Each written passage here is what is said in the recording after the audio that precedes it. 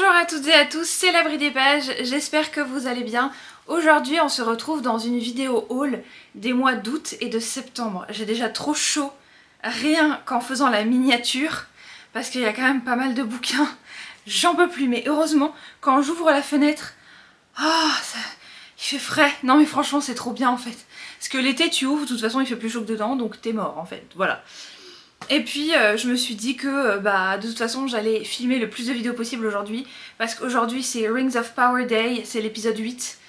Donc je me dis je filme 2 vidéos, donc c'est pour ça que je suis habillée de la même façon et pareil de la même façon que la vidéo de la semaine prochaine, parce que ça va avec cette vidéo, mais vous allez comprendre. Et puis regardez, j'ai fait cette coiffure là, je sais pas si ça se voit bien du coup. Mais voilà, je me suis dit, j'ai essayé, je me suis dit vas-y c'est ROP Day, donc je vais me faire une coiffure un peu en mode elfique. Bon je sais pas si c'est raté ou pas. J'ai mis mon petit lapin Pumpkin, mon petit chat Pumpkin, et puis un autre petit chat là qui est juste là. Vous le voyez bien ou pas? C'est un petit chat avec les oreilles roses. Voilà, je me suis cognée, super, ça commence. Donc aujourd'hui je vais vous parler de tous les achats que j'ai fait au mois d'août et de septembre. Et franchement, le fait de parler de ce mois d'août, de ces morts, j'en ai marre. Donc une fois que ce haul il est passé, c'est bon. Et puis surtout que je vais essayer de faire un effort, de faire ça tous les mois, en fonction de mes lectures bien évidemment, de vous faire un avis / bilan lecture, donc avec tous les livres que j'ai lus dans le mois, en vous faisant un petit peu un avis lecture. Parce que c'est vrai que je me suis rendu compte qu'à part mes avis lecture sur Instagram, je vous en faisais pas forcément en vidéo. Enfin ça dépendait vraiment, donc du coup là je me dis je vais essayer de faire un effort là-dessus. Donc voilà, alors on va commencer ce haul tout de suite par des bandes dessinées. Le mois d'août c'était vraiment le mois de la BD, je sais pas pourquoi, il y a toujours un moment dans l'année où c'est ça en fait. Donc je me suis acheté les tomes 2, avec un super reflet, les tomes, où est-ce qu'il est celui-là, les tomes 3, avec mes gros doigts magnifiques, et le tome 4 du Château des Étoiles de Alex Alice. Alors si vous voulez le résumé, c'est un tout petit résumé qu'il y a sur les bandes dessinées en fait, mais c'est pas très long hein, concrètement. C'est au 19e siècle, d'intrépides explorateurs repoussent sans cesse les limites de l'inconnu. Avides de nouvelles découvertes, ils tournent leur regard vers les étoiles. 1869, la conquête de l'espace continue. Alors ça c'est le tome 2. Après là c'est 1870, c'est le même résumé. Et puis après c'est 1871. Donc du coup on vous dit bien que il y a un petit temps qui a passé entre chaque. Et puis là, je sais pas si vous allez voir, il y a un pet là. Parce qu'en fait, c'est mon chéri qui est allé me les chercher. Parce que chez nous, il n'y avait pas. Et comme à côté de son boulot, il y a une librairie, enfin il y a un Cultura concrètement. Je me suis dit, vas-y, je vais lui demander. Et en fait, il a freiné d'un coup. Et du coup, le bouquin a eu un pet. Parce que c'était un camion qui conduisait comme un pourri. Et voilà. Mais bon, c'est pas très grave. Je vais essayer de vous montrer des planches. Alors les avis lecture, ça dépend de comment je me débrouille, mais ça se pourrait qu'ils soient déjà en ligne, mais c'est pas grave. Du coup vous avez le haul et puis l'avis lecture. Et donc regardez, ça c'est un exemple de planche. Elles sont juste incroyables. En fait si vous voulez, c'est à l'époque de Louis II de Bavière, de Bismarck, de Sissi. Donc du coup vous avez pas mal de choses historiques, mais c'est le genre de bouquin que j'aime beaucoup. En fait ce sont les uchronies. Donc vous partez, donc là c'est le château de Louis II de Bavière, enfin c'est magnifique. Je vous montre pas les autres tomes parce que j'ai pas envie de vous spoil au cas où vous avez envie de les lire. Donc c'est de Alex Alice pardon, et puis c'est aux éditions Rue de Sèvres. Et ça m'a coûté 14,50 € par tome. Voilà, enfin 13,70 et quelques avec les réductions librairie. Et en fait, qu'est-ce que je disais déjà? Ah oui, les uchronies, en fait c'est une base historique, mais ça va un petit peu changer, il y a des choses qui vont changer. Donc c'est comme par exemple Pierre Pével, Le Paris des Merveilles, c'est toutes les histoires de Pierre Pével quasiment. Vous avez aussi La Cour des Ténèbres de Victor Dixon que j'ai toujours pas lu, mais c'est une uchronie aussi parce que ça se base sur une vérité historique, mais après ça part un petit peu avec des trucs un petit peu fantasy, avec des créatures, avec des tas de choses qui vont changer. Là, effectivement, ils imaginent, c'est un peu du steampunk, c'est clairement du steampunk même, du steampunk historique, mais en même temps le steampunk il y a toujours une petite trace d'histoire quand même, hein, donc bon. Est-ce que c'est un petit peu redondant de dire du steampunk historique? C'est possible. Et en fait ce sont des vaisseaux qui vont partir dans l'espace, qui sont pas du tout conçus pour, mais enfin à notre heure actuelle, avec le temps qui a passé dans l'histoire, mais c'est hyper original, l'histoire elle est incroyable, les dessins sont incroyables. Enfin voilà, je devrais pas vous faire un avis lecture, mais je vous en fais quand même un, mais vous aurez bien évidemment mon avis lecture sur Instagram. Alors, on continue dans les bandes dessinées, et je me suis acheté comment j'ai parlé, Avatar 2, donc c'est La Recherche. Et le résumé, je peux vous le lire parce que franchement, c'est pas vraiment un spoil, vu que c'est la suite vraiment de la série animée. Aang et Zuko partent à la recherche de la vérité. Les fans d'Avatar se posent toujours la même question. Ah oui, j'étais étonnée du début du résumé. Parce qu'il y a 2 résumés disponibles et celui que je vous ai mis sur Instagram, c'est pas celui-là. Enfin, je crois pas. Les fans d'Avatar se posent tous la même question. Qu'est-il arrivé à la mère de Zuko, le seigneur du feu? Pensant avoir trouvé un indice qui lui permettra de résoudre cette énigme, Zuko fait appel à l'Avatar et à ses amis pour l'aider dans sa quête. Il devra également composer avec un allié aussi inattendu qu'incontrôlable pour découvrir le plus grand secret de sa vie. Alors effectivement, le résumé que je vous ai mis sur Instagram, c'est pas le même. Parce que on dit clairement, bah de toute façon elle est sur la couverture, la folle. Et on vous dit clairement que bah en fait c'est Azula qui va chercher, etc. Donc bon. Et en fait, bah, les dessins, comme dans les autres, je les trouve vraiment très jolis. On retrouve vraiment les personnages de la série. Et surtout le fait de savoir comment ça s'est passé pour la mère, ça y est, je sais plus comment elle s'appelle, pour la mère de Zuko, bah je me dis c'est top parce que c'est vrai que c'est le grand mystère de la série où on n'a aucune réponse. Et du coup, bah, j'étais contente de voir ça. Surtout après la série qui nous ont sorti, qui est pas du tout au niveau de la série animée, hein, clairement pas. J'étais très contente de pouvoir me replonger dans les bases parce que Avatar, c'est vraiment ce que j'ai préféré en série animée. La série, elle est clairement pas au niveau. Et puis surtout que après vous avez la légende de Korra. J'ai bien aimé, surtout Bumi et Mako. Mais les autres personnages, enfin vous avez Tenzin, c'est ça hein, le fils de Aang et Katara, avec les enfants de Tenzin, avec le frère et la sœur de... Enfin bref, vous avez plein de personnages qui sont hyper attachants. Je referme un peu parce que j'ai froid maintenant. Vous avez des personnages qui sont hyper attachants, mais le personnage principal qui est Korra, elle me saoule. Elle est tellement gamine, elle est tellement immature que du coup, le fait de lire Avatar, effectivement, c'est le retour dans la base et franchement, c'est agréable.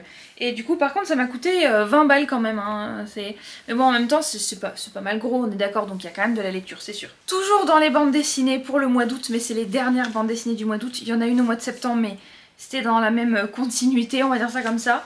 Donc fin août, j'ai eu 29 ans. Et du coup, ma sœur m'a demandé si j'avais une wishlist bouquin qui était à jour, etc. Je dis bien évidemment. Donc elle m'a offert 2 tomes de bande dessinée qui sont donc les carnets de Cerise. Donc il y a le 1 et il y a le 2. Alors le 1, il était une fois... Ah oui, mais c'est tout le temps le même résumé aussi là-dessus. Il était une fois, quand j'étais petite, je me suis fait la promesse que si un jour j'avais un journal intime, il commencerait comme ça. Il était une fois, ben moi, Cerise, j'ai 11 ans et mon rêve, c'est de devenir romancière. Mon truc à moi pour raconter des histoires, c'est d'observer les gens, imaginer leur vie, leurs secrets, etc. Édition Soleil, et bah du coup j'ai pas le prix, parce que bah, c'était en cadeau, vraiment. Et en fait le tome 1, ça parle d'un dessinateur qui en fait a fait les dessins dans un... Non, c'est un peintre. C'est un peintre qui travaillait au zoo. Sauf qu'en fait le zoo a fermé, enfin bref, c'est pas mal, c'est une petite histoire très touchante. Et donc les planches que je vous les montre, vous avez moitié bande dessinée et moitié journal intime de Cerise. Et vous avez pas mal de pages comme ça tout du long, avec ses petites pensées à elle, etc. Et en fait moi j'avais été charmée par cette planche là qui fait bien automne, qui fait bien sympa. Par contre c'est vrai que les dessins, au fur et à mesure, je suis pas forcément fan. Et j'étais intéressée par les carnets de Cerise parce qu'il y a Joris Chamblin qui a fait aussi les sorcières, ça pour le coup j'adore. En même temps c'est magique et les dessins ils sont aussi éthérés, enfin moi en tout cas c'est comme ça que je les décrirais. Enfin à vous de vous faire votre avis de toute façon parce que je vous ai montré les dessins. Mais c'est vrai que les expressions de visage me paraissent très dures. Je sais pas ce que vous en pensez avec cette planche là. Et puis surtout que l'histoire elle est sympa. Mais ça me transcende pas du tout en fait. Donc du coup, bah je lirai sans doute pas la suite. Mais c'était quand même sympa, je veux dire. C'est quand même sympa à lire. Peut-être qu'un jour je les relirai de toute façon. Et ce sont des histoires qui sont très touchantes. Moi ça m'a fait chialer de ouf. Mais parce que ça... Moi je suis très émotive. Donc j'ai beaucoup d'émotions, beaucoup d'émotions. Je capte beaucoup d'émotions, je suis une éponge, je suis très empathe. Du coup, c'est vrai que quand il y a des choses qui me touchent comme ça, bah ouais, forcément je me mets à pleurer, enfin tu t'attendais à quoi? Bon voilà. Donc le 1 et le 2. Et ça c'était pour le mois d'août. Et maintenant on va terminer le mois d'août avec deux bouquins qui étaient vraiment bien dans le... Enfin vous allez comprendre, vous allez comprendre. Alors je vous en ai parlé dans ma pile à lire du Pumpkin Autumn Challenge de 2024 de Guy Mosterrier. Et il s'agit de Tisseur de sorts. Moi le mois d'août c'est le pire mois de l'année. Déjà parce que j'aime pas la chaleur. Enfin bref, il y a des trucs qui sont trop chiants au mois d'août. Mon anniversaire, c'est limite la goutte qui fait déborder le vase parce que j'aurais préféré naître en octobre ou en novembre typiquement. Même si mon signe astrologique me correspond plutôt bien, je trouve que ouais, le mois d'août c'est franchement le pire mois de l'année parce qu'en général il fait chaud. T'as tout le temps, enfin moi en général j'aime pas aller à la mer parce que je trouve ça sale, j'aime pas avoir du sable dans les pieds, j'aime pas aller dans l'eau typiquement, j'aime pas bronzer, j'aime pas la chaleur. Enfin tout en fait fait que le mois d'août c'est vraiment un calvaire pour moi. Et c'est pour ça qu'en général au mois d'août je me mets la tête le plus possible dans des trucs d'automne. Dans des trucs qui vont m'aider à faire passer le temps et à oublier qu'on est au mois d'août et que c'est le pire mois de l'année en fait. Donc du coup c'est pour ça que je me suis dit vas-y commence à avoir des petites lectures. Donc celui-là je l'ai terminé début septembre mais je l'ai commencé en août quand même. Et je me suis dit vas-y j'en ai trop besoin en fait. Et je l'ai acheté quoi début août, mi-août. Donc voilà, j'étais vraiment en mode vas-y faites que l'automne arrive et que Halloween arrive. Et ça passe trop vite, on est d'accord. L'apparence innocente des sauvages est un leurre. Cette forêt est aussi étrange, immense et dangereuse qu'on le raconte. Au pays de Radit, terre de créatures légendaires et de malédictions, être transformé en héron ou privé de son ombre est un risque que court tout un chacun. Seule Kellen possède le don unique de délier les sorts, mais ce pouvoir à double tranchant pourrait lui attirer de sérieux ennuis.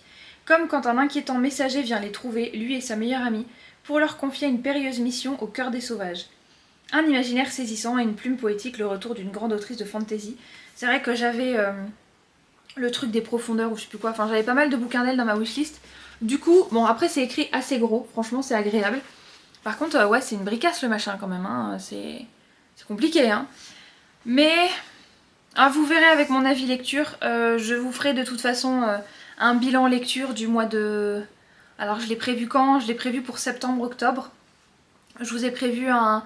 Bah, je vous fais tous mes avis lecture de toute façon de tout ce que je lis, mais tout sur Instagram. Et puis je vous ferai un bilan du Pumpkin Autumn Challenge vers début décembre, une fois que le challenge sera officiellement terminé. Donc je vous en parlerai plus, mais j'ai été un petit peu déçue, ouais. Et puis le dernier livre du mois d'août, c'est Winterwood. C'est ça, Winterwood, hein, ouais c'est ça. De Shia Earnshaw. De La forêt des âmes perdues. Et par contre c'est quoi? Ah oui, Rajo. Et l'autre c'était... Non, pas du tout. L'autre, c'est Gallimard Jeunesse. Enfin, de toute façon, je vous mets les liens en barre d'infos à chaque fois. Mais vraiment de tout. Donc, vous avez l'édition, vous avez le prix, vous avez absolument tout. Et le prix, celui-là, je sais plus, mais ça devait être entre 15 et 20 euros. Plus près de 18-19, je pense. Et celui-là, 17,50. Et je l'ai acheté sur Amazon parce qu'il ne l'avait pas. Et je vous le dis, d'office, je commande de moins en moins sur Amazon. Je préfère le contact de proximité de base. Je préfère donner de l'argent au commerce de proximité. Voilà. Même si ça prend une semaine. Là, Amazon, c'est vrai que depuis qu'ils ont lancé les frais de port quand t'as moins de 35 euros, je me suis dit, bon, quand j'ai moins de 35 euros, je vais à côté, j'attends un petit peu. Je m'organise différemment dans mes lectures, il n'y a pas de souci. Et puis, par contre, effectivement, quand je vois qu'ils n'ont pas les bouquins, que c'est très compliqué, et que j'ai plus de 35 euros, je me dis, vas-y, tu sais quoi, je vais commander. J'avais plus de 35 euros, mais le truc, c'est que l'autre bouquin, c'était Case of Deception de Mary Pearson. Et il est arrivé, il était coupé en 3 le truc. Mais coupé, quand je vous dis coupé, c'est coupé en 3. Coupé.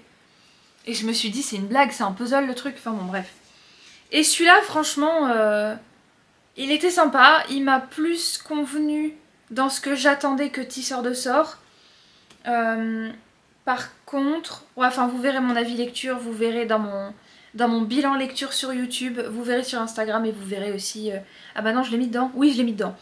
Il est dans ma palle aussi du Pumpkin Autumn Challenge, donc vous aurez l'avis lecture x3. Donc vous inquiétez pas, je vais vous dire un petit peu ce que j'en ai pensé. Mais franchement, il est sympa, il est très sympa. Et puis, vous avez aussi ce que j'aime beaucoup. Alors attendez, ouais, c'est pas un très bon exemple celui-là. Voilà, là c'est sur 2 pages. Vous avez des extraits. Alors comment elle appelle ça? Grimoire de remèdes du clair de lune et de la forêt. Et en fait vous avez les chapitres classiques et puis vous avez des pages grimoire. Et c'est en alternance de points de vue, mais c'est clairement dit parce que au début des chapitres, vous avez... Alors attends, bien évidemment j'ouvre et je tombe sur un gros mot, mais bon c'est pas grave, hein, il n'y en a pas beaucoup. Voilà, vous avez clairement le nom du personnage qui est écrit. Et voilà, alors que dans Tisseur de sorts, parfois il y a une alternance de points de vue, mais dans le chapitre, mais bon, c'est pas très grave, hein, franchement. À un moment donné, tant que c'est clairement dit, il n'y a pas de souci. Et voilà, et je vous ai pas lu le résumé. Dans un monde glacé où mystère et magie s'entremêlent, serez-vous prêt à suivre Nora et Oliver dans les Wickerwoods? Certains disent que les bois de Wickerwood sont magiques, hantés même. Nora Walker, héritière d'une lignée de sorcières, sait à quoi s'en tenir. Comme ses ancêtres, elle partage un lien secret avec la forêt. Et c'est ce lien qui met Oliver Huntsman sur sa route. Enfin, Huntsman. Ok. Oliver qui a disparu du camp de redressement il y a plusieurs semaines en pleine tempête et qui devrait être mort. Elle comprend qu'il cache un secret. Oliver de son côté est prêt à tout pour ne pas se souvenir, car il n'est pas le seul à avoir disparu cette nuit-là. Bah, c'est fou parce qu'en lisant le résumé, je me dis ah ouais c'est vrai il est question de ça. Ouais donc il m'a pas marqué en fait. Mais c'était sympa quand même, c'était une lecture sympa. C'est dans la même veine que... Est-ce que je peux vous le montrer là ou pas? Est-ce que vous le voyez, The Wicked Deep? Ouais, je pense que vous le voyez. C'est dans la même veine que The Wicked Deep. Mais, disons que pour celui-là, je m'attendais à plus d'événements. Il était assez lent, il se passait pas grand-chose. Ça tournait un petit peu autour du pot tout le temps. Voilà. C'est une romance qui est... Enfin, il y a une... Il y a une romance aussi, du coup, mais qui est toute douce. Qui est très bien amenée, il n'y a pas de scène spicy parce que moi j'aime pas ça, mais pas du tout. No, no, no, no, no. Donc il y a no spice, il n'y a pas de problème. Donc c'est un bouquin sympa, mais je le trouvais assez... pom pom pom pom pom pom pom pom pom pom pom pom pom. Oui. Et ça y était à la fin. Voilà, et pareil pour Tisseur de sorts en fait. Je me dis, il y a des trucs, pourquoi tu nous amènes là, quoi, genre vraiment. Enfin bref. Maintenant, nous allons passer au mois de septembre. Et j'ai acheté le tome 1 de Mauve Bergamote qu'il me tardait vraiment de lire. Alors j'ai hésité entre celui-là et Lightfall qui fait beaucoup parler de...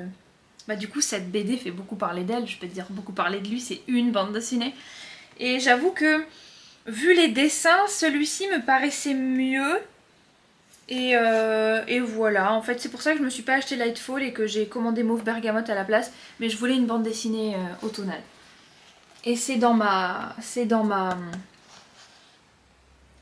palle du pack 2024. Je sais pas si je vous l'avais montré ou pas du coup, mais il me semble pas. Je sais pas, dans le doute, de toute façon je vous remontre tout. Vous savez, je vous mets les résumés, je vous remonte les bouquins 10 fois, je vous en reparle 10 fois, surtout quand ça m'a marqué. Donc voilà. J'essaye de vous trouver des belles images de forêt parce que c'est ça que j'ai apprécié surtout. Vous avez des petits animaux qui parlent. Vous avez... des tas de petites choses très sympas. Alors pour le résumer, Mauve Bergamote vit dans une maison herboristerie au milieu de la forêt. Elle a pour seul compagnon Crookneck, un homme à la tête de citrouille qui veille sur elle le temps que ses parents reviennent d'un long voyage. À eux deux, ils ont de quoi s'occuper, il faut cueillir les plantes, les faire sécher et servir la clientèle locale, pour le moins bigarrée. Mauve est ravie de la vie qu'elle mène, jusqu'à ce que des filles de la ville fassent irruption dans son jardin.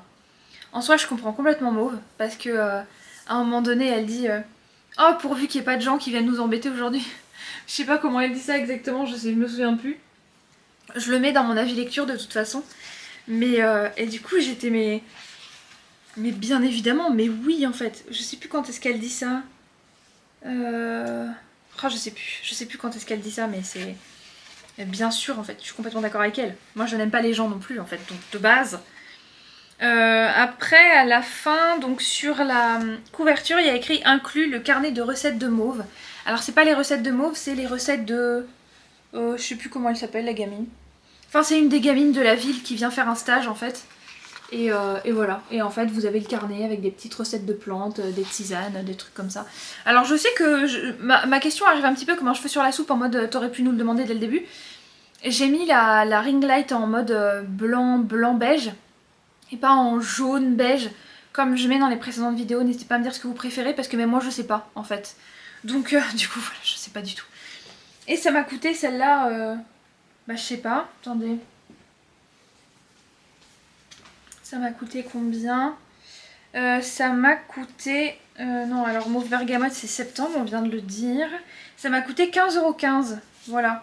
Je pense que je vous ai dit les prix de tout. Ah bah tisseur de sort 21,50, on n'était pas loin.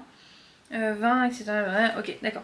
Et maintenant, le dernier du mois de septembre, et ça va être la vidéo de la semaine prochaine, mais du coup pour moi ce sera dans quelques minutes. Alors je l'ai mis dans les livres, même si c'est pas un roman, on est d'accord, c'est l'agenda de paroles de sorcières pour 2024-2025, avec recettes, potions et rituels pour une année magique. Moi j'adore l'ésotérisme. Vous voyez là, c'est mes... Là vous avez mes oracles, là vous avez mes tarots, là vous avez mes bijoux avec des cristaux. Là, vous avez encore des tarots, vous avez plein de bouquins ésotériques et tout. Donc ouais, je suis à fond dans l'ésotérisme, bien évidemment, mais ça fait longtemps. Mais c'est vrai que là, je me suis dit, ça serait quand même bien de reprendre un petit peu. Et donc celui-là, je l'ai eu à 22,80 €, mais il coûte 24 €, mais c'est la réduction librairie. Il est quand même assez gros. Je vais vous montrer quelques pages, mais je vous montre tout dans la vidéo de la semaine prochaine. Ouais, je vous tease. La vie est tellement plus jolie saupoudrée d'un soupçon de magie, et si vous laissiez la magie vous guider. La magie est partout dans la nature, dans nos campagnes et en chacun de nous, pourquoi pas dans votre quotidien aussi.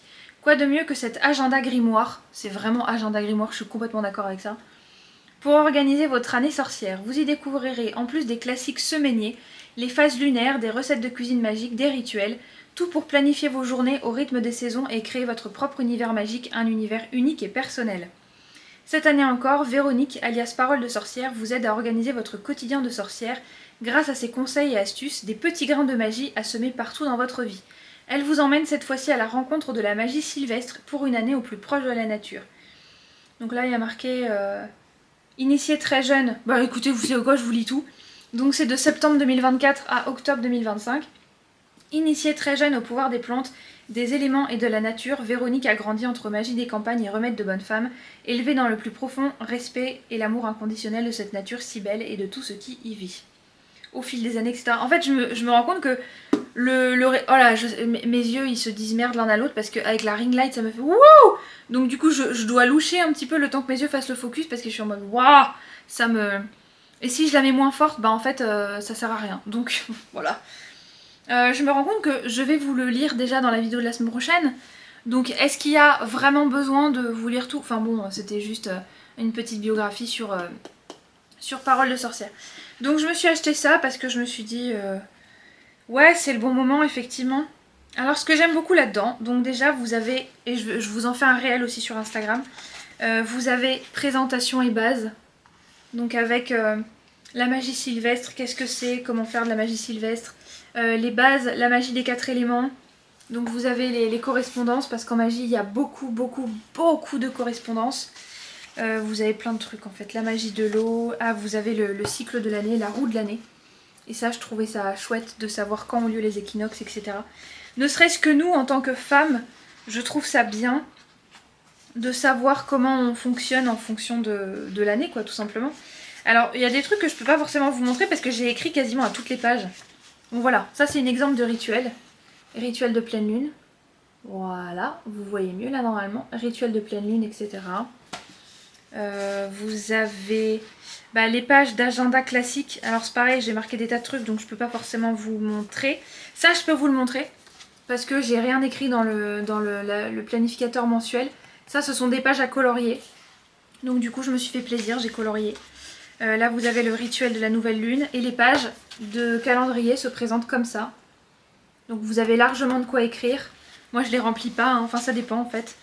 Là vous avez des petits exemples de choses à faire pour la cuisine, bien de saison. Et à la fin de chaque mois, alors vous avez des trucs qui sont trop bien franchement. À la fin de chaque mois, ou alors est-ce que c'est... Ah bah non, en fait à la fin... Ah si c'est bon. À la fin de chaque mois vous avez un petit truc pour noter vos notes. Pour noter tout ce que vous avez envie de faire tout simplement. Vous avez la wishlist du mois, bah vous savez quoi, je vais en profiter pour vous montrer parce que j'ai pas de wishlist pour l'instant pour le mois d'octobre. Donc là vous avez vu, le début du mois d'octobre était pas top et je sais pas si vous voyez mais j'ai essayé de faire le petit symbole de Tolkien. J'ai essayé de faire le petit symbole de Tolkien, j'adore. Voilà. Ouais, j'étais pas bien, ouais, début octobre c'était un petit peu la merde. Vous avez des exemples de tirage. Enfin voilà, et en fait ce que j'aime beaucoup c'est que les mois, toutes les couleurs que vous avez, alors je vais essayer de vous faire le focus le mieux possible. Cache ma tête, s'il te plaît, c'est le bouquin qui est important. Voilà. Je sais pas si vous voyez bien les différentes couleurs, mais vous avez une couleur en fonction du mois, et ça change tous les mois. Donc là, si je prends le vert, bah ça sera le mois de mars, avec une page de notes un peu plus grande. Enfin voilà, concrètement, c'est...